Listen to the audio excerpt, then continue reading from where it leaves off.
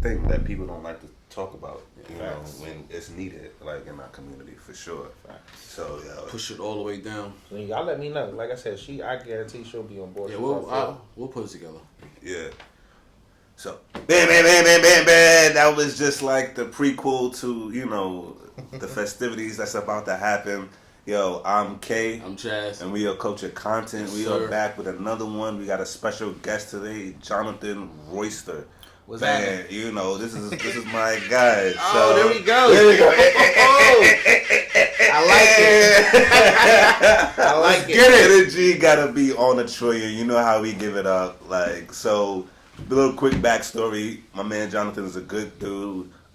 We used to actually live in the same complex, and then bumped into each other. Like we saw each other, but never spoke in the complex because we used to work out on our healthiest. If you ain't go lift nothing today, go lift something. But nonetheless, we met at the gym, never spoke, and then it was actually at one of my old management companies. He came to the office, super excited and super enthusiastic about talking about financial wealth, just financial literacy. Sorry, that's the word I was looking for. Thank you. He came to us on some, I want to teach your people about financial literacy. And, naturally, me being what I do, I'm like, yeah, of course. Like, let's make this happen. And one thing led to another. He came out, he represented, he did his thing, and we always stayed in contact. But he was destined to be here. Because the way that the world or the universe connected the dots on this one, everything just came together, and now we here. We got him on Culture Content. Yes, sir. Happy to be here. Yes, thank you. Appreciate you for coming. Absolutely. He is a branch manager of a well-known Western Pennsylvania bank. Yeah, Western Pennsylvania bank. We're not telling you the name of the bank for obvious reasons, because we don't need that type of heat on us. You know what I mean? But he's definitely respected, definitely certified. Like, he knows his business. I've seen him in action, and like I said, we always want to bring y'all the best content for the culture, and having him here is another stamp, I feel like, in solidifying what we trying to do as far as bringing our community on board, and awareness. So, my guy John, I introduced you. I hope that was a good introduction. That was you know what I mean? It was good. Couldn't have been a better introduction. All right. Let's go once again. Let's hear it first. I like that one, man. I'm gonna have to download that sound on my phone. I tell my wife every time I walk in the door, I need you to play this. I need to hear this sound. Every time I get music, like we getting this started. Yeah. So, real quick, I know I gave a great spiel. Appreciate that. And tell us what you do and why you chose this field. So, of course, like Kaysan said, my name is Jonathan Royster. I'm a branch manager at a bank, and I've been working in the banking industry for about 4 years, coming on 4 years now. Mm-hmm. And I absolutely love it, And the thing I love most about it is because I get the opportunity to educate people and really put people in a place where they could be more comfortable with their finances. And the reason I get so much joy out of that, because your finances is essential. It's key. If your finances ain't right, more than likely your life ain't gonna be right. By all means, money isn't the key to happiness. It isn't the goal, but it can sure make life a lot easier. You feel what I'm saying? And who doesn't want to have a comfortable life, an easier life?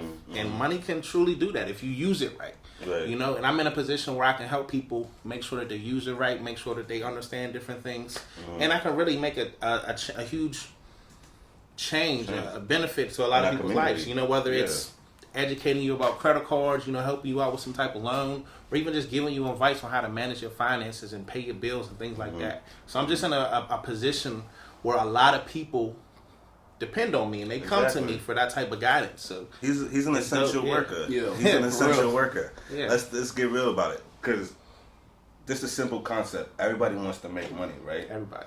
But what people don't understand is just because you make more money doesn't mean you know how to make money, right? Because I think there was a statistic. Don't quote me on this, but like people that make over 200,000 are still living paycheck to paycheck. Because yeah, and that's because I was just about to say something like that. Like you'd be surprised with people with no money at all who you think got a lot of money because of the way that they live, the way that they manage it. Like that really plays a big part. Right, their expenses just as high as their the money they're bringing in. Exactly, it's all proportional. Right, exactly. You know? Like if you're unfortunately, majority of Americans are living paycheck to paycheck. But that's all about what portion of your paycheck is going to your lifestyle, and the things you're obligated to pay.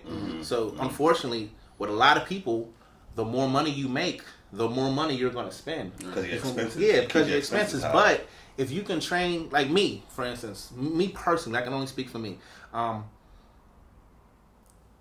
Of course, everybody wants to continue as you progress in your career. You want to make more money and make more money and make more money. I'm content with the lifestyle that I have. Right. So if I continue to make more money and make more money, I might cop something. Just to enjoy it. But for the most part, my lifestyle isn't going to change. My lifestyle isn't going to change. You feel what I'm saying? Whatever percentage of my money that's going towards my lifestyle, that's always going to be the same proportion. Yeah. I'm not going to go from putting 30% of my salary to my lifestyle and my expenses. Now I'm making more money. Well, let me spend 50% of it. Like that's dumb. You feel me? So it's at the end of the day, it's all about managing it and prioritizing. They said the sweet spot is to keep your money growing, keep your expenses low, and that stuff in between is what definitely separates people to create that wealth that you want. Absolutely. Yeah, so every time you make more money, get rid of a bill. Or something you don't need. Something that's monthly, get rid of it. It's a quick tip, something I heard. Jim. Every time, so you know what I'm saying, I don't know how, everybody's jobs raise, but you might get a raise every year, right? Mm-hmm.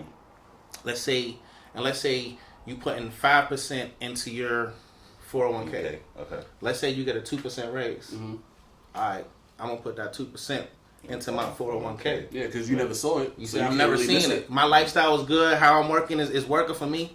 I'm going to get this extra money, but I'm going to put that extra percentage that I'm getting, I'm going to put it into my 401k. So it's like I'm not even touching this. You know who gave that gem to me? One of my customers. One of my customers told me about that, how she was doing that. I'm like, yo, that's it. That's crazy. And you humble enough to take the information. Exactly. You know what I mean? Sometimes people get into positions and they think they so mighty, they don't have to listen to people.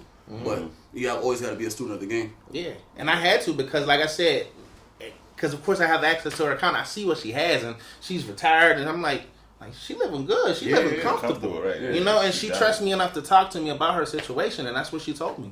She said every time I got a raise during my life, my 30 years of working, I never spent it. So let's say, for the sake of numbers, let's say over the course of her lifetime, she only made $50,000 a year. But that doesn't include, she was getting raises, so technically she was making more than that, but she was only living off of that $50,000. Everything extra was money that she was saving, money that she was investing. Now she's to the point where she's retired. She can do what she wants. She's living lovely. And to be honest with you, that money that from year 1 to year 30, I'm quite sure with some compound interest in that. Absolutely. And then it just you kept going. Because 401k is you paying yourself in the future, basically. Absolutely. So the more money you make now, the better you off later on. Exactly. And that's a simple concept that we all don't grasp. People don't get it. People think, like you said, it's not even money. But you know what it is? I feel like there's more people who don't know about it than people who don't get it. You see what I'm saying?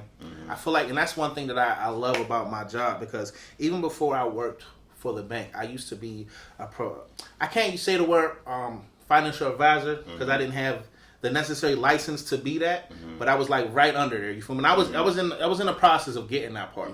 So I used to work for Prudential as a financial professional, and I did life insurance, I did mutual funds, I did investments. I didn't do like individual stocks, but I could do like mutual funds and stuff like that. Exactly. And dang, I lost my train of thought. What was? You was talking about the old job that you had. You did mutual. You did. Yeah, no. What was the point that I was trying to make? I can't remember the point that I was going to make with that.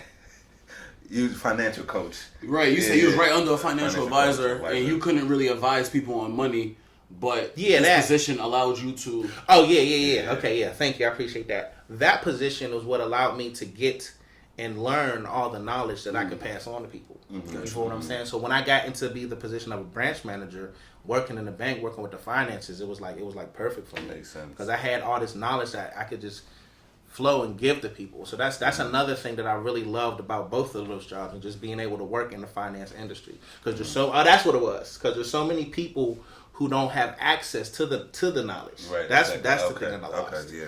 Yeah. We don't. I think it's more of a problem not because people don't understand it. I think they don't even know that it's there. Mm-hmm. They don't know these things exist. They don't know they have these tools at their disposal for them to use. Mm-hmm. That's probably the number one thing that I love about my job. Yeah, being able to educate people on that. So yeah, raise awareness too. I think your representation as a black man in this field is really well, and I think is really good. And I think you always been giving people game and you learn from other people as well, but I think the representation is important because we don't have that usually. And then somebody that's down to earth as well, to be able to give you game and tell you what you need to do, how you need to plan for your life, and I think that's essential. Absolutely, Absolutely. I agree. Yeah. So beautiful answer, by the way. Appreciate it. Beautiful answer. So beautiful question. Yeah. So speaking about managing money, right? You gave us the gym. Keep your finance. I mean, the money you make more money. Keep your expenses low. What's the most common mistake you see people make when mismanaging money? The most common mistake, with mismanaging money, I see people outside of keeping your expenses. Yeah, of course. I think it's just people not knowing what they have and what they don't have. Mm-hmm. I get people into my branch every single day, because whether they overdrafted or whatnot. I thought that this was this. A lot of people don't understand the difference between a ledger balance and an available balance. Mm-hmm. I don't know if you guys are familiar with that. Nah, go. So if you go into, let's say you use your online banking or you check what your balance is, it should tell you a ledger balance and it should tell you an available balance. Mm-hmm. So let's say you got $1,000 in your account today. Mm-hmm. You go to the store and spend $200, right? Let's say that transaction didn't necessarily go through yet because it might take a day or two or however long for that merchant to put it through. Yeah. So you might check your account the next day, and your ledger balance is going to say 1,000, but your available balance is going to say 800. Okay, you see what I'm saying? Because it didn't hit yet. Right. I see a lot of people get confused with that. They think they got money that they don't have, but they're just out there spending. But I think that's not funny. No, it's not funny. But also, it's I think it's simple. It's available. Right. We should only be spending what's available, not necessarily the ledger. If you can't afford it to buy it 2-3 times, then don't buy it. Yeah, that right there, that right there is clutch because I see a lot of people who do stuff like that, and it's to the point. I thought that was me. Oh, no, that's not me. Yeah. Commercial break. But no, I definitely think that's a mistake that I see a lot of people making because they're living outside of their means, and you'd be surprised at how small something is. Yeah. Is living outside your means. So I've had multiple conversations with people where, they might go negative in their account because of something like what's it called? Apple Music, Spotify. Little $10 subscription that made you go negative that you completely forgot about, but now you got to pay a $36 overdraft fee because you went negative. $36 overdraft fee, huh? Yeah. $36 overdraft fee for a $10 charge that you forgot about that you should have been aware of. So now you owe $50 basically. Right. Now you owe $50. But here's the thing: if all it takes is $10 for you to overdraft, you probably shouldn't be using that service. If that $10 is going to make a break, by all means, I'm not passing any judgment, but it's all a matter of knowing what you have, knowing what you can have. You know what I'm saying? So if this $10 is something that's going to break you, cost you another $36, then maybe I should just listen to the radio. You see? But for real. Put a CD in there. People don't think like that. You know what I'm saying? So it's unfortunate because I've seen so many people in that predicament. But it's a mistake that I see so many people make. Like I said, they just not aware. No, I overheard a conversation with somebody before. Basically, was saying that they wanted to buy some shoes. And they didn't mind going to overdraft to buy some shoes that was coming out. And I was a little younger, but I knew at that point I'm never going to overdraft for material stuff. Yeah, I'm not trying to go overdraft. Period. Yeah, you know what I mean. But I'm not going to overdraft for some Nikes or some Jordans or whatever. That doesn't make any sense to me. Unless you take it and flip it, but I still think you still gonna be paying something on the back end. Yeah, exactly. So it's no guarantee you're gonna be able to flip them shoes anyway. But it just don't make sense to me with some of the things people do. You shouldn't go broke to make yourself look good in front of other people. Absolutely not. People's priorities be messed up, and they don't be thinking about the right thing. Just out there swiping and spending money. Yeah. So you mentioned an important topic, overdraft fees, right? We just had Episode 1 was basically about banking, and we talked about how banks make millions and millions of Billions. dollars off of billions of dollars. They do make it off overdraft fees. What's your state of mind behind that? Overdraft fees? Yeah, like is it I really think- worth it? And withdrawal fees. So like, say if you go to like I have Citibank and I go to Chase to take some money out. Now they're gonna charge me money on one end, and your bank gonna charge you money too. So like, what do you think? So one thing I'll say about that is that all banks are different in regards to the fees that they charge, how they charge them. Some banks with overdraft fees, some of them will give you a grace period where you might go over. Now, if you can put that money back immediately within 24 hours or whatever their grace period might be, you ain't gonna get no fee. You feel me? So some banks are gracious with stuff like that. In regards to the ATM fees, it's kind of the same thing. I think me personally, and I can only speculate, because some banks will have accounts that you can only use our ATMs, and then they'll have another account that might have different type of restrictions. But this account will allow you to use foreign ATMs without having to worry about getting a fee. You see what I'm saying? So it's all about also just doing your research and knowing what your bank has to offer, knowing what's going to work for you. So if let's say you have a bank account and the bank that you bank with is right next to your street, then you're probably not ever going to have a need to use a foreign ATM because it's right next to my house. Unless you're out of town or something. Or something like that. Or let's say you're the type of person that travels. You're always going to these different places. I need to be able to have access to different ATMs. And unfortunately, my bank might not have ATMs all over the place. I need to be able to use different ones. You do your research and make sure that you can open an account that will allow you to do that. So once again, that just falls into people not having the knowledge and people not doing their own due diligence Just as far asking as questions. Yeah, just asking questions, and not, like I said, just not having the knowledge as far as what's at your disposal and how you can use it. But this is why one of the reasons I use cashback. Exactly. Yeah, cashback to me is free. Yeah, we can not definitely talk it's about free, that. but No, we can. That's a dope strategy. We could definitely talk about that. But I wanted to hit back on them ATM fees. Just my personal opinion of it, because you asked me, do I feel like it's necessary? Is it worth it? I feel like it's a double-sided sword because it is something that banks. How can I put this? It is something that banks benefit from. Banks make tons of money off of overdraft fees, but my personal opinion of it, it's something that's put in place to protect you. You see what I'm saying? If you know you're going to get this overdraft fee, then I don't want to pay that $36. Let me not spend this money. Let me be wiser with the way that I spend this money because the bank is going to charge me. You see what I'm saying? it should deter you from spending. It should deter you. That's the thing. But some people, not only do they abuse it, I've seen customers actually think that them being able to overdraft is a luxury that they get. Because the bank can actually turn that off, believe it or not. Yeah, of course they can. The bank can turn that off because it's too much of a risk. You keep overdrafting, we're at risk when you go negative because are you going to put this money back or are you not? So the bank can actually turn off your ability to overdraft. And I've had customers actually get mad because, like you said that person, they were willingly going to buy a pair of shoes and overdraft.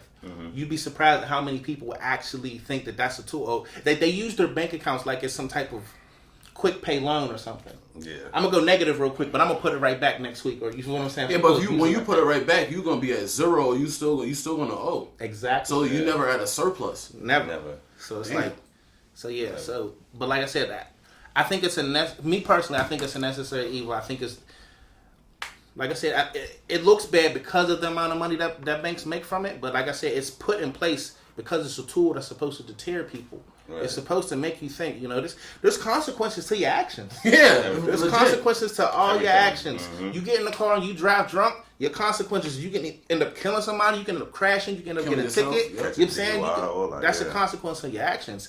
And the consequence of you spending money that you don't have, you're going to have to pay this fee. Thanks. I respect that. So you just that's just the way that I look at it. I think that, like I said, because I think that while banks, we have the resources and the knowledge to give to people, people also have to take ownership of their own stuff. You feel me? This is your money. Yeah. This ain't the bank's money. This is your money. Right. You take care of it. You manage it properly. It's not It's not the bank's job to manage your money for you. Right. It's our job to hold your money and protect your money. Right. But it's not our job to manage it for you. Advice. This ain't financial advice, but you might want to get the advice. What he said. Yeah. Right. So we spoke about overdraft fees, and we're gonna pivot a little bit and try to talk about investments and stuff like that. What is your philosophy surrounding investments? I know there's a lot of people, talking about investments these days and what you should do and what you shouldn't do. What is your philosophy surrounding it? My philosophy is that you should do what you feel comfortable with, and don't feel pressured into doing what you see somebody else doing. That's one side of it. But me personally, I think that investing your money is one of the best things that you can do with your money, because it's making your money make money for you. Right. You see what I'm saying? If you're not making money while you sleep, then exactly, you're never gonna be able to get that cushion you want. Yeah, it can be so simple. There's so many different tools and so many different strategies out there. Such as, for instance, so this is one thing I'll talk about, and I won't get too deep into it because once again, I'm kind of far removed from the investment field. So you feel me? So my brain isn't as fresh as it used to be with these different strategies. But one tool that I learned about was life insurance. People do not know that you can actually use life insurance as a way to make money. Because you can borrow from it. You can borrow from it. This is the universal. Here's the thing. This is actually like a secret, I would say, in that industry that they don't want you to know that you can use. But here's the thing: it's not supposed to. So me as a financial professional, I was not allowed to sell it that way. So I cannot position life insurance as an investment product, but it can be used as an investment product. You'd be surprised how many entrepreneurs and business owners got their startups, the money that they needed to start their business, from life insurance policies. Because there's certain life insurance policies that allow you to basically, so for instance, let's say your life insurance policy, so you get $100,000. Now, like I said, I'm just breaking layman's terms. You know what I'm saying? It can get definitely a little bit more complex. But to make it simple, let's say you get a $100,000 life insurance policy, and let's say your premium per month, what you pay is like $200 a month. Okay, your death penalty is $100,000. So if something happens to you, whoever your beneficiary is gets that $100,000. Right. The way that the insurance company takes that $200, and like I said, I don't know the actual breakdown. It can be different depending on what you got.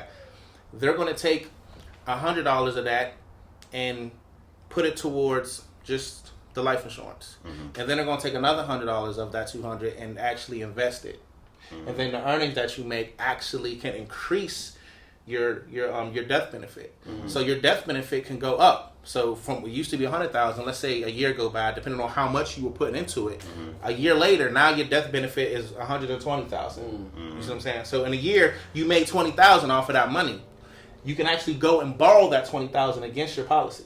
You see what I'm saying? But then you got to pay it back. And then you got to pay it back. Right. Yeah. But that's one strategy that I learned about while I was a financial professional. That, like I said, we couldn't sell it as an investment product. So you can't go and say, "Hey, I want to get a life insurance policy because I'm trying to get a loan." Like we're not going to sell it to you like that. Right, but it can be used like that. You know what I'm saying? So that's definitely one strategy that so many people don't know about. No, we don't. My friend just asked me but the way he put it had me so confused because I got my life insurance license, but I haven't practiced with it since like September of last year. So I'm kind of, like you said, out of touch with it. But he hits me on some like, yo, I heard you can use your life insurance policy as your bank, and I'm like, that's not exactly how it works. I wouldn't put like, it in them terms, but I get where you're going with that. Right. Depending on the type of policy you have, you'll be able to do that. And if I'm not mistaken, don't quote me on this, I think that's a universal policy. Right? Okay. What's another name for universal? Because I know it's like plenty of names for whole life, I think. No, I think whole life. It's term, whole life, and universal. And those are three different type of... Yeah, I can't remember. I think there is another name for it, but Is it permanent or no? It's something different, right? Universal is permanent, I mean, it is permanent. Okay. Because it's until... Because it's like different names for stuff, you know what I mean? It's almost like permanent, though. I forget. Like I said, I'm too far removed. I'm too far removed. Have a re-up on the life insurance. Episode 6, we spoke about that too, so we can, go back, watch that. We need to rewatch that for our own knowledge. Because there was a lot of gems dropped on that one. But we're going to definitely have a follow-up with that. So, if you have life insurance. And then, side note, I just want to get off topic just briefly. Get life insurance regardless of whatever you're doing with it, you know. First and foremost, I just want to bring up a major key, which is if you have a lot of black men get killed out in society, right? By police or by whoever. Yeah. Now, a lot of the reasons why those black men, like, there's not brought on a full investigation on is because, one, they don't care, right? It doesn't mean anything to them, but if that young black man has life insurance, they are obligated to investigate that death. You know, so I didn't know that. They're obligated under the life insurance.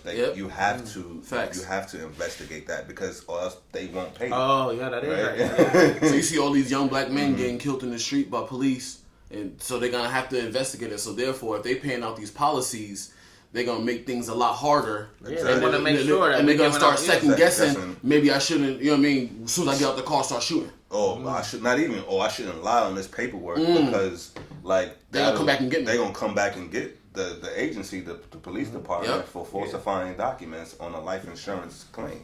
Like, I you bet know, you so bet your bottom dollar that them life insurance people won't get their money. yeah, They gonna get their money. Best to believe that. You know what I mean? So it's highly important, and then I don't want you to just because I said it along those terms. I don't want that to be the only reason you get the life insurance, but it's definitely worth having in your lifestyle. So, Because me personally, I've seen a lot of people who were just in unfortunate situations because people died.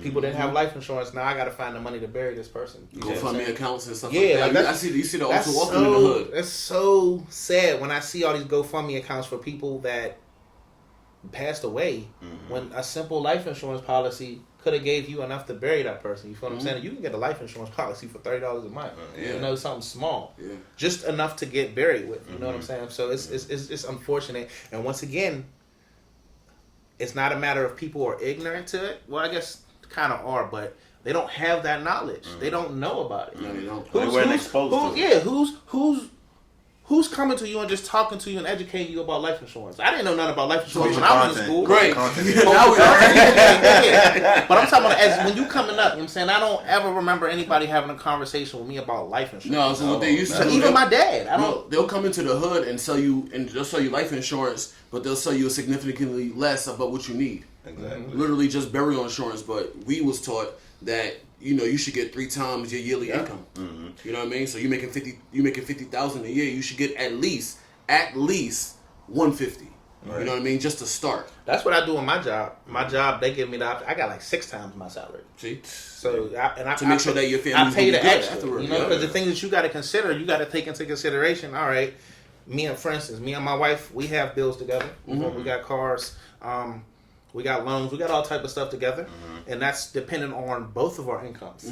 So if she no longer has my income, then She's she gonna has be to a depend on her financial one income for that's going to be a financial two burden. things, yep. You see what I'm saying? So if something happens to me, I want to make sure she can pay off this house, pay off this car, pay off this loan. So I need at least this amount. And then this is another thing people don't take into consideration. Now this is something that I learned as a financial professional with Prudential.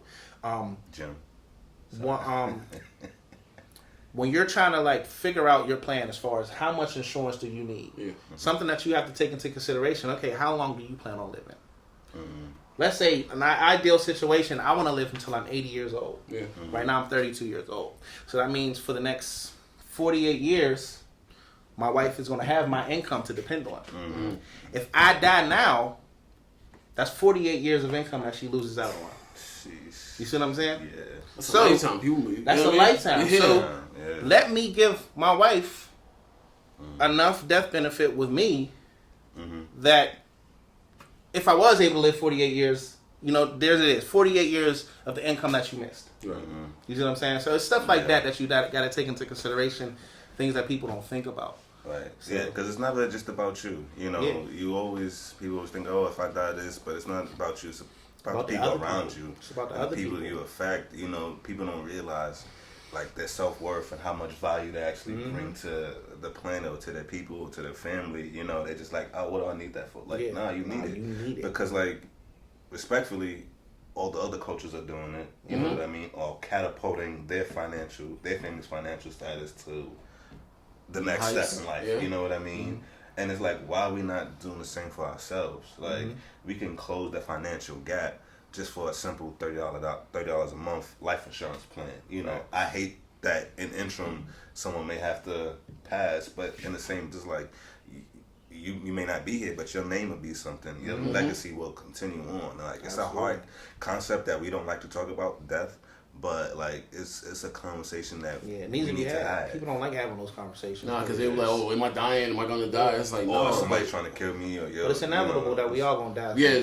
Right. You know? We dying Even now. if we only Yeah. have this conversation once in your whole life, we need to have it. Right. It's a fact. 100%. So it's funny you said something, and I want to dive in. I'm gonna skip a question or something. So you, I'm about to say, did we even ask any questions? no, so I asked about. Did I answer it? No, you did well, but Yeah, okay. we got into a tangent, but that kind of led me to Let's something. go back. I want to. Okay. Okay, yeah. No, yeah, so okay. you got your. I got the philosophy around investments, and we started talking about life insurance. Right. But right. what was interesting is we started talking about basically saving for the future, right? Mm-hmm. And I have kids, so I want to talk to you about what are some ways you can save for the future.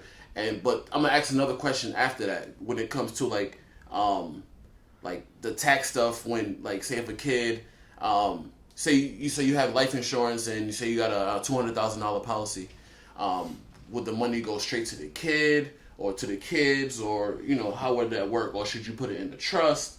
Things of that nature. So what's the best way to save for kids? So once again, like I said, I'm kind of far removed from it, but I'll speak from like a general term. In regards to saving for kids, so of course there's a lot of different options. I mean, you can just open up a regular savings account. So some banks have what's called passbook savings. It's a thing of the past. I don't know a lot of banks that have them, but it's a passbook savings. So basically what it is a savings account, but it's not connected to any type of card. You can't go to the ATM and get the money. It's an actual book. So when you come in, let's say you want to put $100 in the savings account, we stamp the book. Now, and this shows kind of like a statement. Instead of you getting a statement in the mail, this is showing everything that's going on in your passbook. You know what I'm saying? And the reason I like it is because it kind of like it puts handcuffs on people. You don't have access to the money unless you actually physically come in. So that's a great tool to save for kids. It's called a passbook. It's called a passbook savings. Passbook Like I said, Passbook savings. Yeah, but I don't know if there's a lot of banks that offer it. But you can Google if it. that's I'm quite something sure you want, you'll look, find out, you'll find out who does offer it. Just Google it. So that's something good. Another tool, and once again, I don't know all the ins and outs of it, but another tool is called a 529 plan. Right. So a 529 plan. That's an annuity. An annuity? I don't think it's an annuity. I think it's like a tax-free savings plan for kids, but school. you have to use it for school. Okay, yeah. So what's the other side to it? Because I know it's one you can use for school, but you don't, and then there's another side to it. You don't have to use it for school. Like that has like stocks and gold and stuff like that. I can't forget the exact name of it too. I can't really recall. I don't know if it's a UGMA or UTMA or something like that. Yeah, dang. I think it's a UGA. Because there's one that you can save for school. Yep. Right, and then there's another one where you can like. If you would have asked me this question 3 years ago, I would have been bam. I would have been able to get it. But like, there's definitely other tools though. But another, and we already spoke on this. Yeah. Another tool that you can use to save for your kids. A universal life policy. Yeah. Like we just talked about. Yeah. Take out a universal life policy on your kid when they're born. You pay into it for 18 years or however long you want to pay into it. By the time they turn 18, they're going to have all this money that they can borrow from tax-free. So guess what? You took out that universal policy for your kid when they were a baby. Now they 17, 18, about to go to school. I originally took out $100,000 policy, death benefit. Over the course of the 18 years, it then built up. Now it's $300,000 or whatever. Bam, college is paid for, easy, and it's tax free. And they ain't gotta go ask. But it's always good to have a scholarship, but they don't ask nobody for no money. I was gonna say, like, do you necessarily have to use that money for school, or then they can connect? And the universal policy, yes, policy, you can use it for whatever you want. That's what I'm gonna ask, because sometimes like people is like either want to go to school or want to get a trade, but you use that money to start a business too. Yeah, you could. Now with the 529, like I said, I think it has to be used for college. Yeah, I think that's strictly for school, yes. Now, but as far as the life insurance policy thing I was talking about, you can do whatever you want with that money.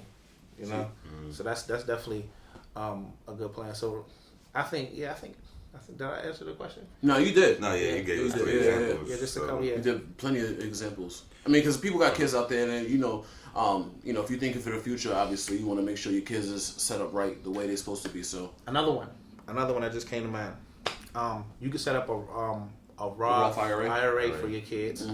And so, like, let's say you have a business, right? Let's say I think this is more for people who have businesses. Yeah, I think Roth IRA. No, anybody can have a Roth IRA, Right. but the strategy that I'm going to speak of is for people who own businesses. So if you own a business, you can put your kid, you can have like it might not be a Roth, it might be another type of investment account, but basically what you can do is you can put your child down as an employee, and you can pay them up to a certain, I want to say it's up to like $7,000. You can pay them up to $7,000 a year, tax free, and that money's just going to build. So imagine what that $7,000 every year until they turn 18 is going to turn out to. Because like I said, you get to report them as an employee and pay them that much, and it's tax free. So over the course, so what's the math? What's 7 times 18? 7 times 18. Well, 70. That's so plus 7 56. times 10.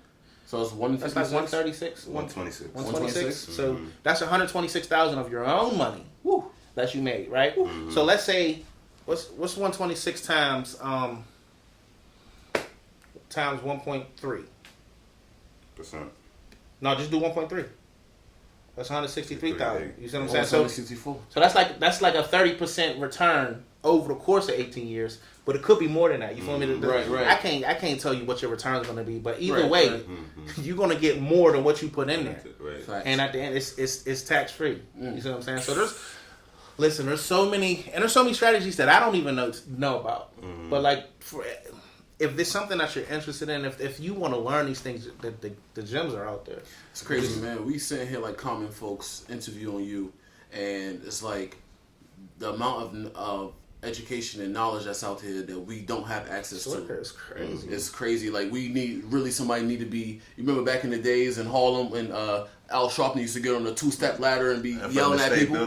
Yeah, we need people like you to be in the hood or just in places Advocates. and just talking about this stuff because this stuff is like foreign to people. You know what that makes me think about? That old saying about how they try to keep things away from black people. You put it in a book. Put it in a book. Yeah, for sure. So it makes me think about that and how crazy, how true that is. Yeah, I've tried to make it a habit to try to read as much as I can, even if it's just, it may not be about financial literacy, but well-being, your financial, your mental holding growth. your mind. Yeah. But the thing about that saying though is that like it's 22 now. It's 2022 now. So the world has evolved. Of course, like I'm not gonna say people read books, but the idea of what's inside of a book has changed, and the access that you have to it is all over the place. So the stuff that you can find in a book on the internet now, you can find on a podcast, you can find on this. So the knowledge is out there, but if people really taking the knowledge and so it's. But either way, they still try to keep it away from us, so we don't know about it because they don't want everybody to take advantage of those things. Yeah, at least us. Yeah. Teaching us and giving us gems about financial literacy, dropping so many gems throughout the whole show. I don't even think we got through our questions just because the conversation just continued. It's just flowing. It's just flowing. That's the best type of conversation. That's a fact. That's a fact. And we gonna say this probably like 2-3 more times, but we definitely appreciate you pulling up to Coach. Listen, I appreciate y'all having me, man. This is dope, man. It really is. We having fun, and like I said, we don't want you to stop. You got an idea, you got it good. Just keep going. Keep flowing. I love it. What I mean? So with that being said, you can definitely flow on this one. What are some gems that banks don't want the people to know? Whew. Wish I had an air horn for this one. Yeah. I'm trying to think, because I'm going to be honest, like, the bank that I work for, so I've only worked for one bank, and the bank that I work for is considered a community bank. So one thing that I really will say, at least about this bank, is that, I won't say which bank it is, but they actually care about their customers, and they care about people, and it's like, so I'm the focal point of my branch because I'm in charge of my branch. So it's my responsibility to make sure that I'm taking care of my staff, making sure my staff has the right knowledge and procedures to make sure that our customers are using their money responsibly and doing what they need to be doing with their finances. So I don't think there's necessarily any secrets to that. You feel what I'm saying? Now, when you start getting into the world of big banking corporations. I'm almost certain that there's secrets and different things that they didn't want you to know about. Things that are, of course, because at the end of the day, a bank is a business. You feel what I'm saying? They're out to make money, but they're still providing a service for the community, and then they actually have to. They're regulated. They have to actually provide services, and in the communities that they serve, they have to actually invest money and do things. You feel what I'm saying? So is that every bank or just this particular bank? That's every bank. not including credit unions. Credit unions operate a little bit differently, so I don't know if they follow the same guidelines and regulations. But I'm trying to remember the name. It's an act. It's like an actual act, like the bank something act. I can't remember the name of it. So you're saying every bank that we see, banks, not credit unions, that we see in different areas have to service that community? Have to. In some way, some form. Okay. So the banks that the communities that banks serving, they have to have some type of plan or something for the communities. And I'm not saying that means like just giving away money, but they have to have some type of programs, something that they do to service the communities that they're in. Every single bank. Every single bank. So therefore, they're regulated by the federal government. They have to have something. I have a question then. So do you think sometimes that people could like try to be funny with it, basically saying like how you say like how different area, it's different economic thresholds for each area. Like so, Wilkinsburg and like Fox Chapel, two different places. So do you think is it possible that the people that's running Fox Chapel would only accept certain banks in this area? Absolutely. Because I just seen a Chase open up it over there. Absolutely. I don't see really, and I see I think it's another. Actually, there's a Chase in Wilkinsburg now. They're opening up Chases everywhere now. Chase is expanding. Well, Chase definitely expanded to Western Pennsylvania. It was more like East, New York, base. Yeah. So they bought Citibank out years ago. I used to have Citibank and Chase bought them. Okay. Yeah, and then. Like I said, I only ever seen Chase for. I know there's probably more, but none in Western PA. But now you see a couple, including Bank of America too. You see Bank of America. Yeah, I seen a Bank of America like someplace, but that's new. Yeah, you know what I mean. So therefore, what I'm like, okay, so the people that's like running that township or that county or whatever, you think they have some interest in what banks they allow in their communities? Absolutely, probably, because different banks have different. I mean, each bank has its specialties and the things that they're known for, the things that they're good at, and they all have their own reputations as far as what they've done. But at the end of the day, a bank is a corporation. You see what I'm saying? It's a business. So at the end of the day, there's always going to be people in charge. The powers that be there's going to be something selfish involved. I just think when it comes to big corporations, there's always going to be somebody who can take advantage of something. Right. So if there's some type of good that can be done, there's always going to be some type of bad that can be done. Gotcha. And it's unfortunate because I feel like some communities don't get the same when it comes to what should be being done for them. They don't all get the same luxuries, and it's just unfortunate. But like, I can't really think of any secrets, like something that I know that the bank tries to make it known. Okay, try not to tell people this. I can't think of nothing that. Like, I'm not saying that it doesn't exist, but to my experience, I haven't seen it where the bank made a conscious effort to keep information away. You see what I'm saying? I've never seen that, but I'm certain that it happens. Right. I'm certain there are things, but of course, like I said, I'm kind of like when it comes to banking, I'm a branch manager, so I'm in charge of my branch, but I'm still at the ground level. So you know what I'm saying? There's levels. You got corporate banking, and it goes. I'm on the ground dealing with the people. Yeah. I'm not up in the high offices dealing with the policies and the procedures and all that stuff before. I'm on the battlefield. Yeah, so there's still in the trenches. Yeah, I'm still in the trenches. So there's still a lot of stuff that probably ain't keen to me that I don't know about. You know what I'm saying? So and then also your character probably wouldn't allow you to do that. Oh, absolutely not, because I'd be up there making a bunch of white people mad. Yeah. I don't play that. Like, even on my job now, I make it known you ain't gonna be saying anything you want to say to me anyway. So I know for a fact that they put me up. Of course, I know how to carry myself. I know how to do it. But at the same token, I know for a fact I'm gonna make a lot of white people mad. Yeah, of course, because you and uncomfortable. You putting us on, you know, and that's not something they want to see. That's absolutely not. And it's something. It's actually something that I'm very passionate about, because even now on my job, the bank that I'm at. I think I'm one of. Used to be 3 black branch managers, so I might be one of 2 black branch managers. Where in the whole city? Oh wow! In the whole city. Like, so we have our region, we have our manager meetings where everybody gets together and all that. You can see, like, and I just look around the room. Right. I'm in her dola, low key. So it's stuff like that. It makes me angry, but in the same token, it makes me passionate about my job. And it puts like it puts a weight on my shoulders, but a weight that I invite, if that makes sense. Yeah. Because it's like I feel obligated now. Well, not obligated ain't the right word, but I feel the need to use my position and my knowledge to like help my people and get this knowledge out there. Because there's so much that they don't know. Representation, man. That's what matters at the end of the day, man. Absolutely. So, so I want to talk about like inheritance. Where you may get. I know we spoke about life insurance and stuff like that. So, what is like? Do you know any of the tax implications for inheritance, like or anything? Or I know do you that, speak about inheritance as a whole? So I'll speak from experience right now. So me and my wife right now, her great aunt passed away, and her great aunt left the house that she lived in to her aunt. Okay. Okay, and her aunt is gonna give. Well, she was gonna give the house to us. Okay, but here's the thing that makes me mad about this whole inheritance thing.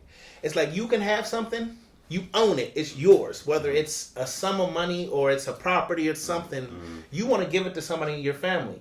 The government's gonna come. Oh, you can't. You got to give us some money first before you give that to them. That's ridiculous. It's crazy. And I was actually because it's so the idea of it is just aggravates me so much. And I was actually kind of researching, trying to like, where does this come from? Why do they do this? So, for instance, my aunt's house, the house itself, I don't know how much it's worth, but I think my aunt said that she had to pay like a 18% inheritance tax or something. So whatever the house is worth, 18% of that she got to pay an inheritance tax. But she was able to find a loophole around it, right? So what she did is that, so my wife's aunt that's her dad's sister.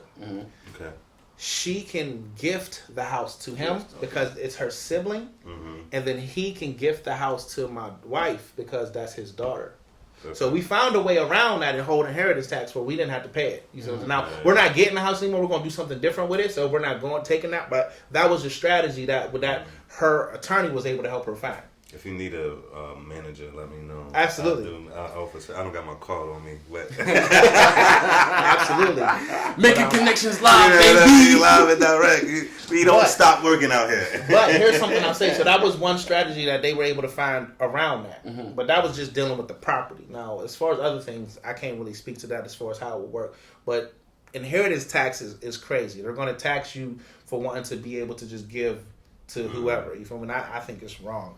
Now, when I looked it up, I was trying, and I didn't go too deep into it. I just kind of stayed on the surface with it. But when I looked it up, it said that the reason that it's in place is to really keep wealthy people from being able to just just give out without having to pay no taxes on our money. So really, it's one of the. So when I think of it, I think inheritance tax is really one of those things that's made to kind of put handcuffs on the rich and the wealthy, but it also kind of cripples the people who don't have that wealth. You see what I'm saying? So, but then people in that stature, they know how to do that. They know how to write that. That's the off knowledge. already. There's workarounds and loopholes for all of that stuff. You see what I'm saying? But once again, the people who are on the opposite end who don't have the money, they don't have that knowledge. So these people, they have the wealth and the knowledge. We don't got either down here. You see what I'm saying? So it's messed up. But one strategy, and it's crazy because all of this stuff is coming back to life insurance. And this is actually a strategy that I used to use in my job when it comes to inheritance, right? So let's say you have, for sake of money, let's say you got a house, $100,000, right? Yeah. Let's say you want to give it to your kids, grandkids, whatever. Of course, there's going to taxes and inheritance and all of that, right? So what you do is you take out a life insurance policy on yourself. So that way, let's say you pass away and you put that house in the will for them. So that's $100,000 property, but they're gonna have to pay at the end. They're gonna have to pay $50,000 off when it comes to estate taxes and all that. You took out a life insurance policy that's gonna give them $50,000. You see what I'm saying? So that life insurance policy is making up for whatever type of inheritance tax or whatever needed to be paid. Exactly. So they're not losing out on any money. That's a good strategy that a lot of people use and to get around as far as like inheritance stuff. So you said a will. Is a trust better than a will? Because I've been hearing trust is a little bit better than the wills these days because of the tax implications as well. It might be. I can't speak to the tax implications. A will, honestly, a will is just a set of instructions. Okay. A trust works a lot different. You feel me? There's actual stuff in the trust that, you know what I'm saying, as far as how the money can be set up. But a will just tells you this person gets this person gets this. Okay. You see what I'm saying? So, So they're trust not the is a little same bit thing. more Trust is a specific little with bit it. more specific, a little bit more complex. There's a lot more into that as far as what can be done with it and what can be put into it. But like I said, a will is just, like I said, a set of instructions. Gotcha.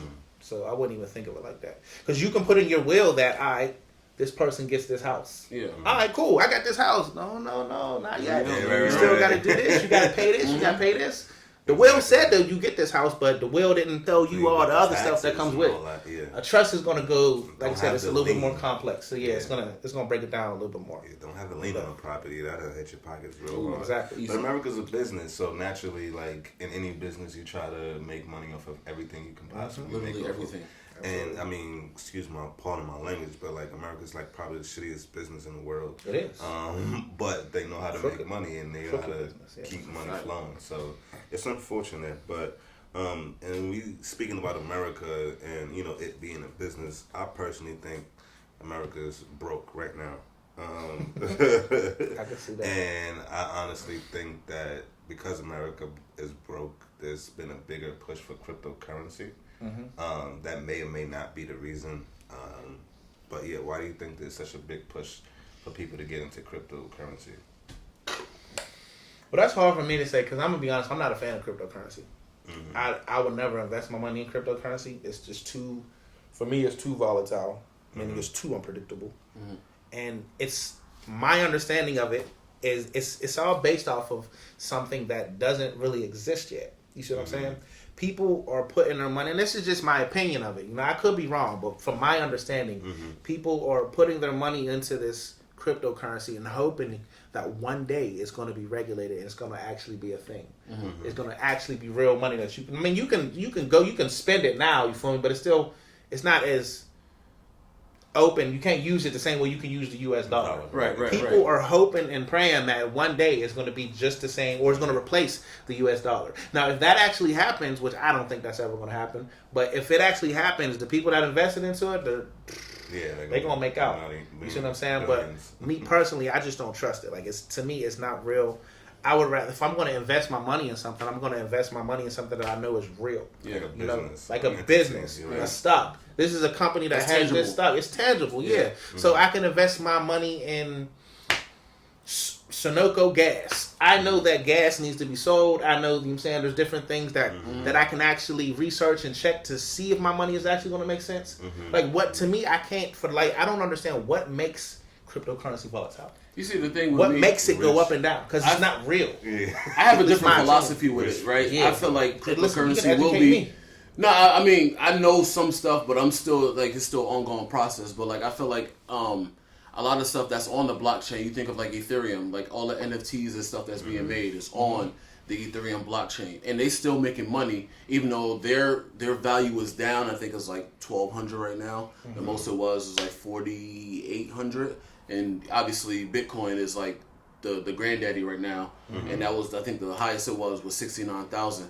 But I feel like when you start seeing certain people align their money with cryptocurrency, you may want to start like researching it. Like J.P. Morgan and Chase is trying to put the game in a chokehold right now because they are backing both of those, Ethereum and Bitcoin. You know what I mean? So J.P. Morgan and Chase been around since slavery.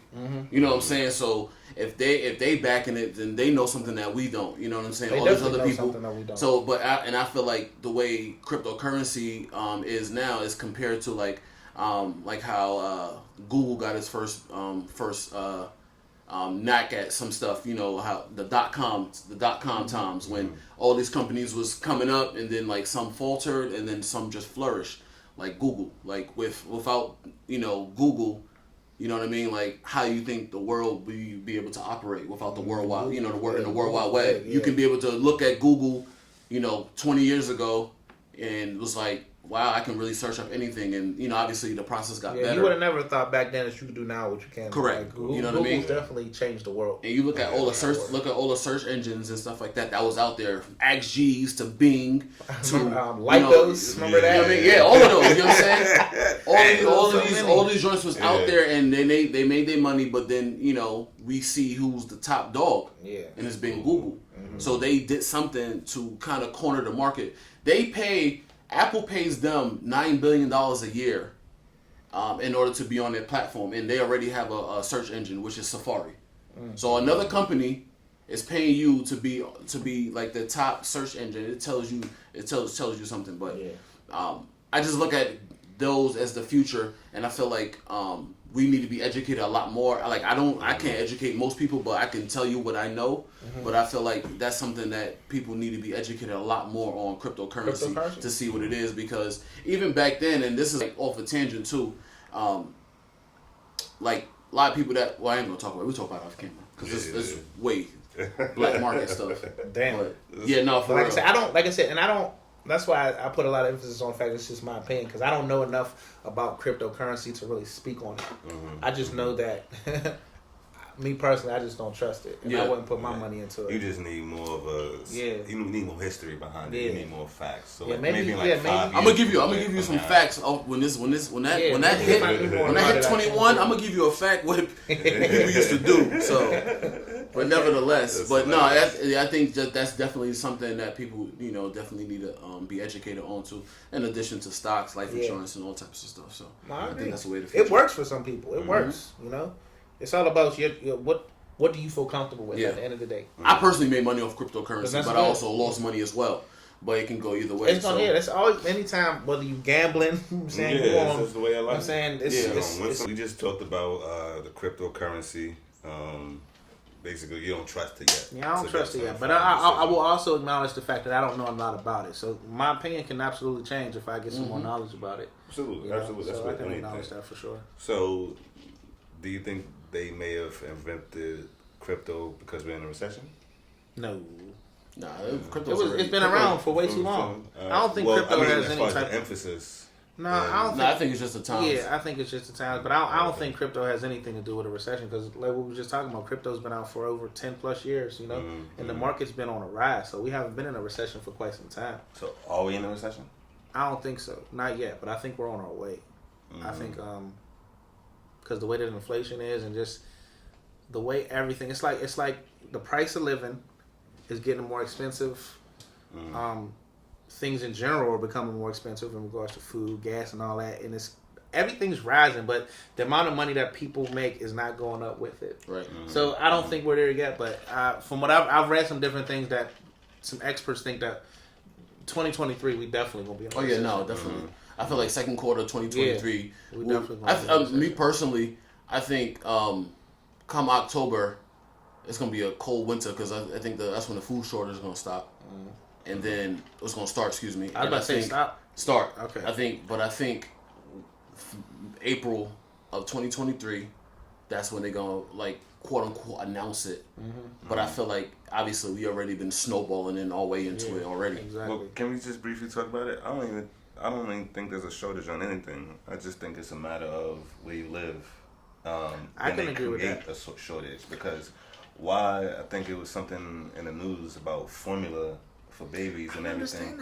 I just Canada was flooded with formula, but we couldn't get none in the U.S. Or like think about it even with gas.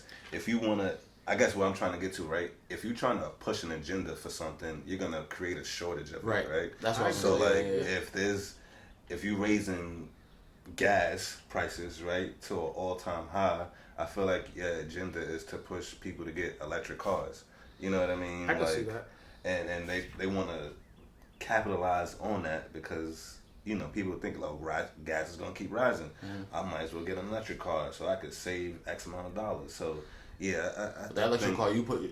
I mean, like that. I think what we talking about is like it's wild, because like even an electric car, like you on a grid, right? So it's like at some point they can turn your car off without you even and drive it back to wherever.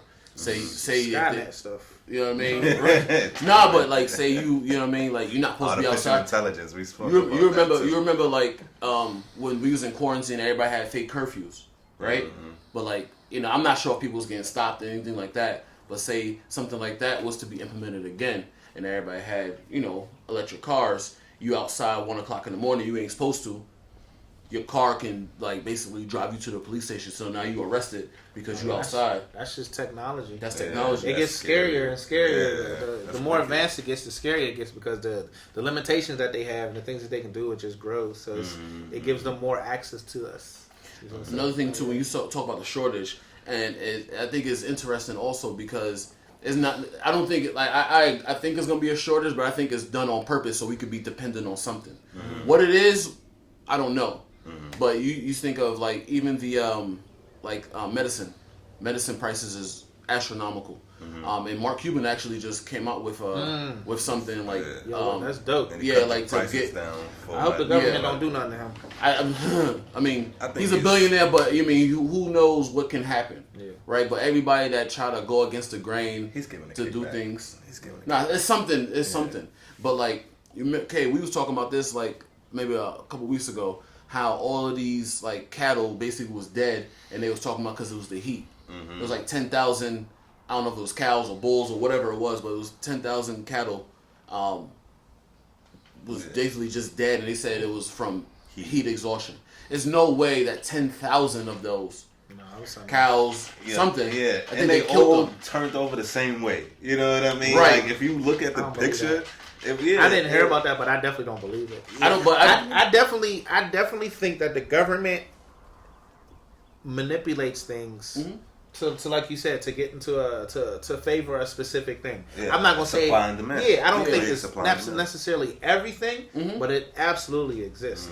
I do think a lot of in regards to shortages, though. I think it. Me personally, I think COVID plays a big role because it's kind of like a domino effect. You feel me? COVID affected, you know what I'm saying, businesses, people wasn't working, so that means things weren't being made, factories was getting shut down, so it kind of put a hiccup as far as, their timeline for when they get things out to the public. So I think that plays a big role in a lot of places that have shortages. I can't say whether that got something to do with the formula shortage, that sound crazy to me, but like. But also, who knows? I mean, everybody got their thoughts on COVID, but like, this plane could be this. There's another conspiracy. That's what I'm behind saying. COVID. No, but it's just all part of the plan. You know what I mean? Like it happened, but it's all part of the plan. It's not. Obviously, it's new to us, and we experience it. But the powers that be this is just business as usual.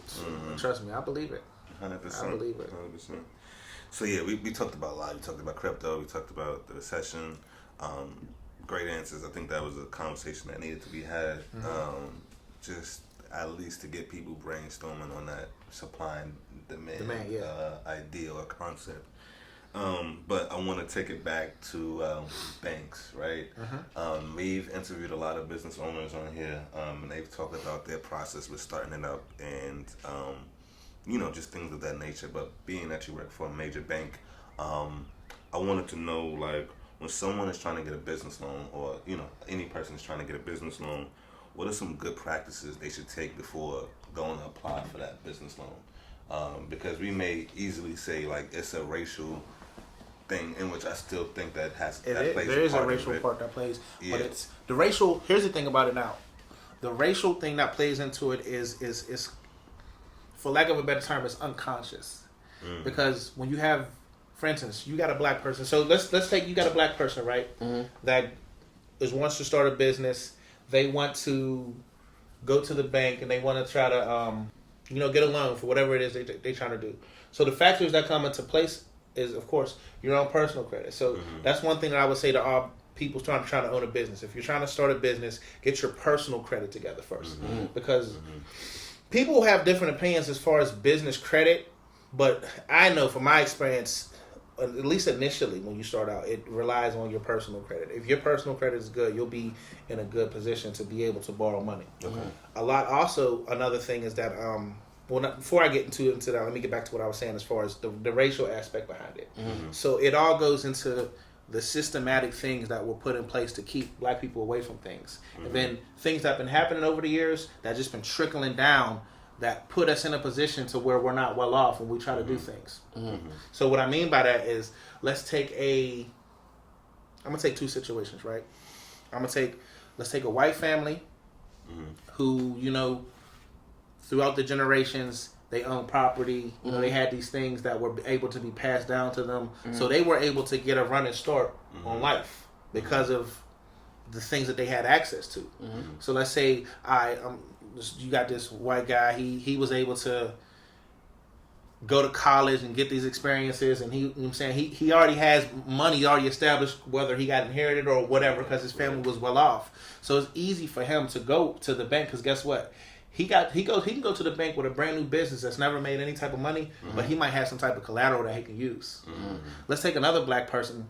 Well, let's take a black person in that same situation, generation over generation. They didn't have nothing being passed down to them, so they're kind of like on their own. Credit messed up. Why is their credit messed up? Well, maybe they live in a impoverished neighborhood. You know, they didn't have. Maybe their parents used Maybe their they name parents. on the cable bill. Maybe something like that. But even that's why did parents have to do stuff like that? You feel me? Because they were placed in situations where they had no choice, and then those choices, like we said earlier, everything has consequences. It just kept trickling down. So you got this person who's trying to come into the bank who has no type of credit established. They have no type of collateral. They don't have nothing that they can offer, because at the end of the day, like I said before, the bank is a business. They're not in the business of just giving people money to not make it back. If the bank gives you money, they want to make it back plus some. Of course. You see what I'm saying? And if you go to the bank and you don't have no type of, the business has never made any type of money, your personal credit is trash, why does the bank have any type of confidence that they ever gonna get that money back?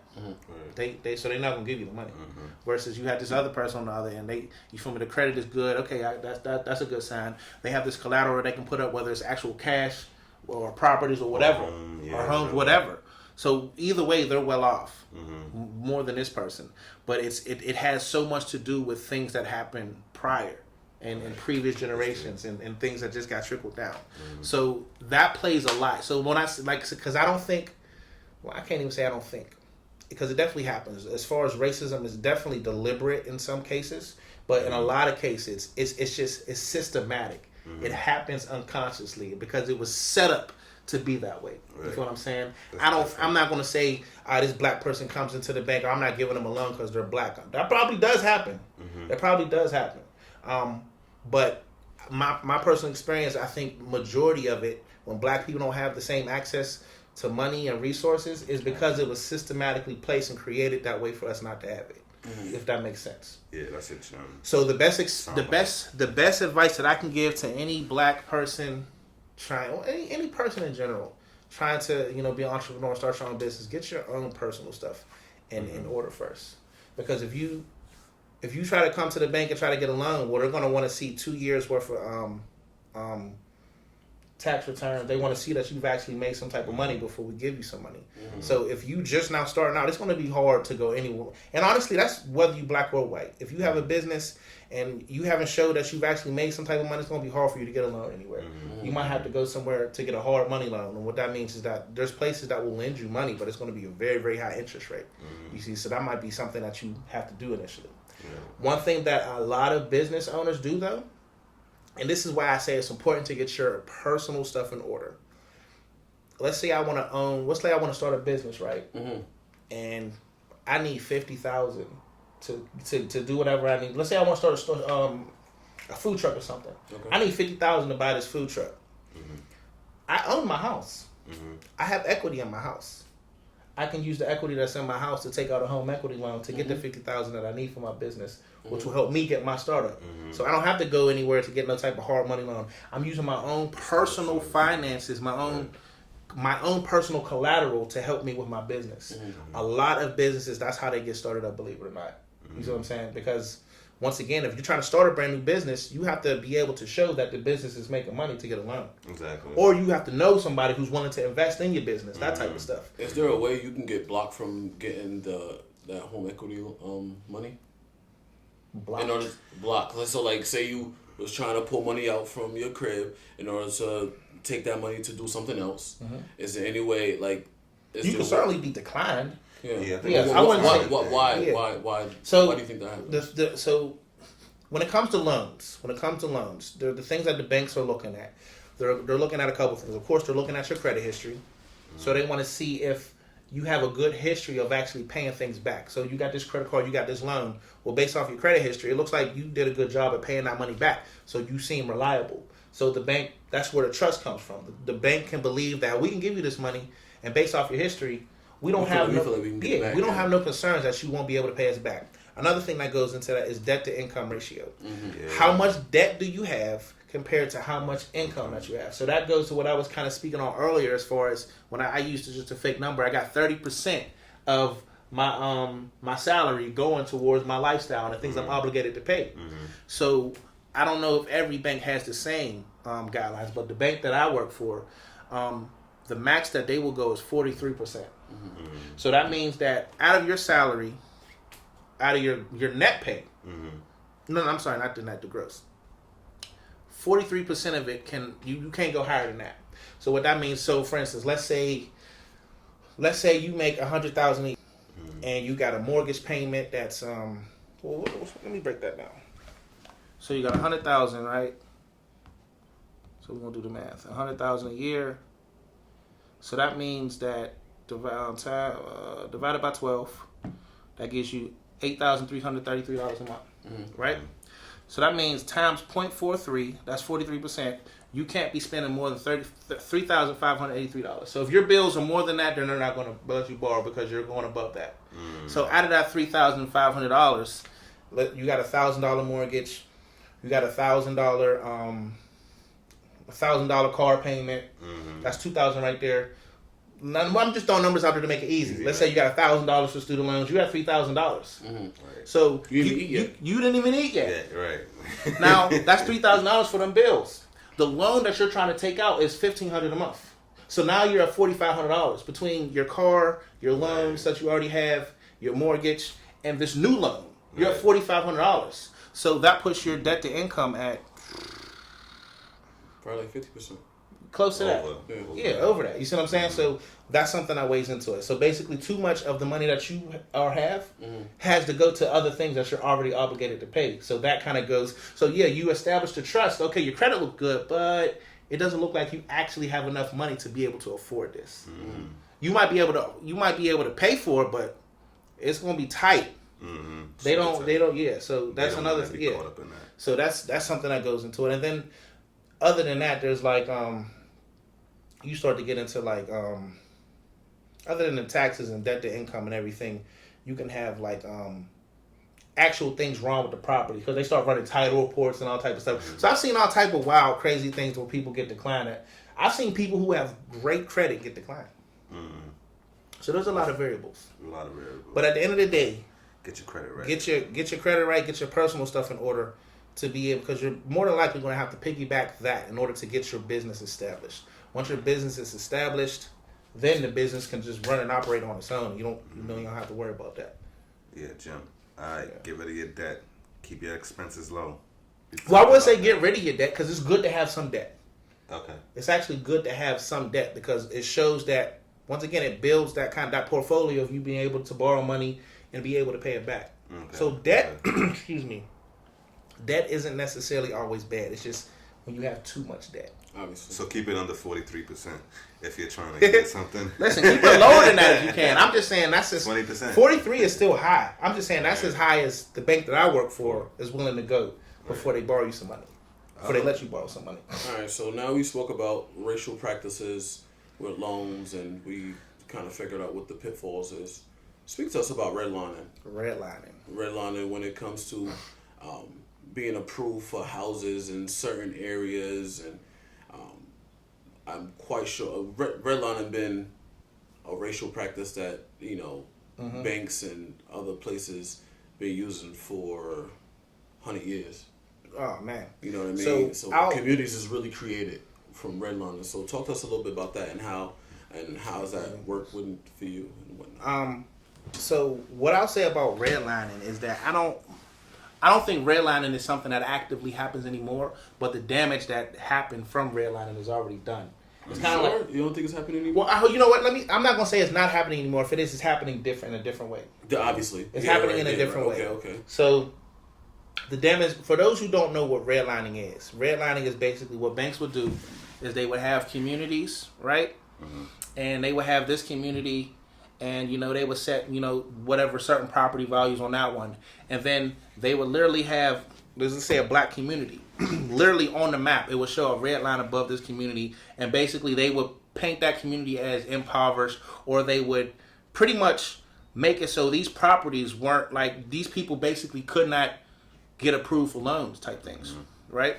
So this is the type of stuff that banks used to do, right? They would give black people loans for houses that they were never ever going to be able to pay for, right? So for instance, let's say they had this house. This is back in the day. Let's say this house was $5,000, right? They would move this black family into this house at a crazy interest rate. They were meaning it was literally going to take them 100 years to pay this loan off. What happens? The black family moved. They get their money while they been there, but then the black family moves out, and then the bank owns the house. So what do? So they just sell it to another black family, and keep on repeating and doing the same thing. Vicious. It's it's crazy. I knew about this practice, but I learned more from it from this actual movie that came out on Amazon. I think it was called it was actually a horror series. I think it was called You, or it might have been called. I think it was called Them. Dope series. Watch that. But it was like the banks literally had practices where they were keeping black people from being able to attain and buy property, and they had them divided from the rest of the communities. They literally separated them from these communities from being able to really access things, and that just goes to like what I said earlier about the trickle effect that has. These people were never redlined, so they had the opportunity to be able to purchase property, and the property is going to keep increasing in value, so they get the opportunity to keep raising their wealth. The more wealth they have, the more that they can pass down to their families. Where the people who were being redlined, they didn't have no properties, so they didn't have no wealth, so they didn't have nothing to pass down, and then that just trickled down. So I think I think redlining today still affects families. I can't necessarily say that there is a system. Well, I feel like there is a system. There is a system. I can't speak to it because I don't. You feel what I'm saying? I don't know exactly what it is, but there's definitely things in place to intentionally keep black people away from things and be able to have the same luxuries that other people have, for sure. Yeah, because one of the best ways to create wealth is buying a home. Exactly. So therefore, you bought a house, your grandparents bought a house in the '60s, and just say a area in Pittsburgh. Now that area is booming now. Say they bought the house for, I don't know, say $30,000. Now that house is probably worth $500,000. Right. See what I'm saying? So like right there, that wealth could have been transferred to the children, to the children's children. But no, it was redline. So therefore, exactly. You ain't gonna be able to reap any of those benefits. Do you see any areas in Pittsburgh right now that's redline? Because like literally redline created community. So if you look at the landscape of how Allegheny County is, Wilkinsburg. I was just about to say, I'll say the east side definitely. I won't say, like I said, as far as the term redline, because I feel like redline specifically speaks to the strategy of like literally looking on the map, and these communities literally have a red line drawn around them. Like literally, there was maps that actually had red lines around them. That's where the name came from. Right. If anything, I would say redlining now is the new gentrification. True. That's what I would say. You have these. It's kind of like the same strategy. Remember what I said as far as how the bank will put these families in these houses, and then they will move up, and then they will continue the same thing. So they're continuing making the same money on these houses, but nobody's ever getting the opportunity to raise the value or none of that, right? It's kind of the same thing with gentrification. You got these companies or these people who are buying out and making these people move out. So it's kind of like it's the same cycle, just happening over again. So once again, the black people that are living in these communities, they don't have the opportunity to own these properties. These other people are coming in and buying these properties and raising the value. So what happens when you raise the value of these properties? It's going to raise the property tax in that area. You think the people that were already living there are going to be able to afford those property taxes? No. So it's just going to move them out. You see what I'm saying? So it's I think me personally, I think gentrification is the new red line. Yeah. It's interesting. Like I did some research, and when I was working in Drooping on Probation, I kind of spoke about this, how East Liberty was once a thriving community back then, and then when they started moving people from the Hill, because they think they created the Civic Arena. They started moving people from the Hill to East Liberty, and they created 3 to 4 big subsidized housing buildings, right? That basically they turned it. What my thing was, they not also move certain people in, but they also stripped a lot of the businesses that was there. So therefore, there's more people living in this area, but there's not enough money to go around. So therefore, what's people gonna do? No, people gonna probably rob, steal, do other types of violent stuff, and that really bring the property value of the area down. No big business came into East Liberty until Home Depot did. And that was like maybe early 2000s. That was the first company to do that, to come into the area after about 20, 30 years of no real businesses coming in there, like, mom and pop stores. Now you look at East Liberty 20 years from now, you got Whole Foods over there, you got Target, you got Milkshake Factory. Google over there. I didn't even get to that. I didn't even get to that. Yeah, I didn't even get to Google. You know what I mean? Yeah. Google made a whole skyline across the street so people can go from one center, from their offices upstairs to the apartments next across the street. Bakery Square and all this other stuff wasn't there, so the people, I feel like the property value decreased so much over time that people was able to come in and buy it at a low price, real cheap, and then kick everybody else out, exactly, and then do it all again. Yeah. So now you look at East Liberty now is one of them places where people go to, you know what I mean? It's supposed to be like a walking area. People, come shop and do all this other stuff, but 20 years ago, you would never see no Trader Joe's over there. You would never see Target. And it's messed up because, like I said, black people don't have the resources or the finances to be able to do that themselves in their own neighborhoods. You see what I'm saying? We do, but we were stripped of it. Yeah, well, that. When you talk about, like, you mentioned East Liberty or whatever, I remember I used to see pictures of Wiley Avenue. How the whole Wiley Avenue was just. Well, I was going to be my name. The same thing happened with the Hill District. That's what I'm saying. The Hill District used to flourish. Yeah, I know. They was talking about how the Hill District was like Baby Harlem. Yeah, you know what I'm saying? Parades and all that. Yeah, they used to have it popping all the time. Businesses thriving, all this type of stuff. But over time, they knew what they was doing. You know what I mean? And you look at like how they trying to separate the Hill too, because Hill is big.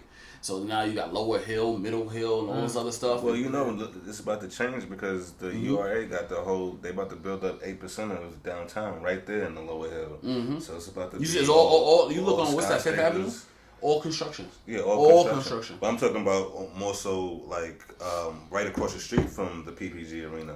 Oh, that yeah, whole yeah. area is being redeveloped, and they're going to have all types of major retail stores and everything. And what's that's going to do to Lower Hill, then Middle Hill, is just going to push people further and further out. Yeah. It's ugly, but, but my whole thing is, hey, if you can, get a house there now. You know what I mean? Yeah. And then try to beat them at their own game. They're going to want it later. Exactly. They're going to want it later. Just buy the most raggedy property and just hold it as long as you can. And I bet you 5-10 years from now, they're going to, like you said, they're going to want it. Oh, they're going to want us out. So make them pay for it. This ain't financial advice, but... this ain't financial advice. This is do your own thing, but think ahead. It's a wicked game, though, when you think about it. You think of Harlem. Bro, I remember, like, growing up, like, we used to play on this basketball court on 120th and Madison. It was like, I lived on 116th and Madison, right? So it was like maybe 6 vacant lots walking to the park. It's not a vacant lot in sight now. Not in sight. All them vacant lots that I remember we used to go to the carnival and, on a little merry-go-round and do all this type of stuff. I was like 9-10 years old. Now, skyscrapers, you know what I'm saying, they charging people $2,300 for 1 bedroom. Stuff like that. It's crazy, yo. Studios. What are you talking about? Yeah, I'm just saying, but like, it's crazy. You know what I mean? But those buildings didn't even exist before. And it's a lot of different buildings and stuff like that. It's just a 4-block walking span. You know what I mean? So it's just crazy how things are. Yeah, it's different. Yo, we had a lot today. We definitely talked and touched on a lot of different major avenues and financial literacy things that we wanted y'all to be aware about. And this has been a blessing. We appreciate you, Jonathan. Bro, I appreciate y'all, man. I was learning stuff, you know what I'm saying? Yeah, listen, y'all boys were dropping gems for me too, so this was definitely a much needed conversation. Black excellence, man. Just people just be coming together as a culture and just trying to put our people on and to better our people, because that's all we really want. We the only ones that's gonna do it. Yeah, exactly. So look at what history did. Right. Look at how history was. You know what I'm saying? So it's obvious that for something to change, we gotta be the ones that that change, and we gotta be the ones that do it. So yeah, right. And it starts with these conversations that Absolutely. we're not used to having. Right. And like I said, I'm gonna say it again. You mentioned we have to start the conversation, right? Mm-hmm. We want to talk about things that we didn't talk about when we were younger, and now that we older, why we just now having this? Yeah. You know what I mean? We should have had this when we was 10, 12 years old. You know, it would have been an easier concept to grasp over time, of course. And it just takes entrepreneurs and people of your character just to keep pushing that agenda and to better in our culture. So like I said, we appreciate you. Matter of fact, before is there anything we forgot? I know we talked about a lot. I feel like we touched on a lot of things, but is there anything you wanted to say? Nah, I think that was everything, man. Y'all asked a lot of good questions and enticed a lot. It had sad questions that I'm saying that came from us. And I so I don't even I know don't if think we left no stone unturned. I don't know stone unturned. That's a fact. I'm like, we asked a lot of questions we didn't even tell you we were asking. Nah, yeah, because happened with the conversation. We had a set, and then it was just well, we want to know more about this one. Yeah. But like I said before, those are the best conversations. For sure. So we're gonna end it on a note. Tell us where they can find you, because this is not, you don't only teach financial literacy. So if you want to promote yourself, your business endeavors, this is the time to do so. I'm gonna be honest. As of right now, I don't really have too many business endeavors, but I mean, you can find me on Facebook, Jonathan Royster. You know. Okay. You definitely reach out to me on there, and yeah, that's pretty much it right now. All right. Cool. All right. So yeah, we're gonna leave it right there. We're gonna drop your tag at the bottom, so we promote you, so they can find you if they have any more questions. Facts. Culture content. We here, baby. Yeah, this is definitely dope, man. I'm glad that I got two educated black brothers doing something like this to really get that knowledge out there for people, man. This is dope. I'm very impressed. Very impressed. We appreciate you, man. Absolutely. We're gonna bring you back, and I we're love gonna it. just have this conversation again, and not this particular, but we're just gonna take a deeper There's dive. many conversations that can be had. Yeah, exactly. That's a You fact. can talk about anything because it's a coaching experience moment. So, yeah, that's it, man. I'm Kay. I'm Chaz. And our special guest today is Jonathan Royster. Don't get it twisted. Ooh. I almost went down. The whole show was perfect. I almost slipped. Branch manager of a major bank. There we go. We're gonna leave it right there. I was like, how you gonna slip up at the very last quarter? That's cool, Like, baby. but I kept it smooth. But yeah, we appreciate y'all for tuning in. Back with another one real soon. And yeah, that's it, man. Maybe culture content. Holla. That's it. Bam, bam, bam, bam, bam, bam, bam. Yeah.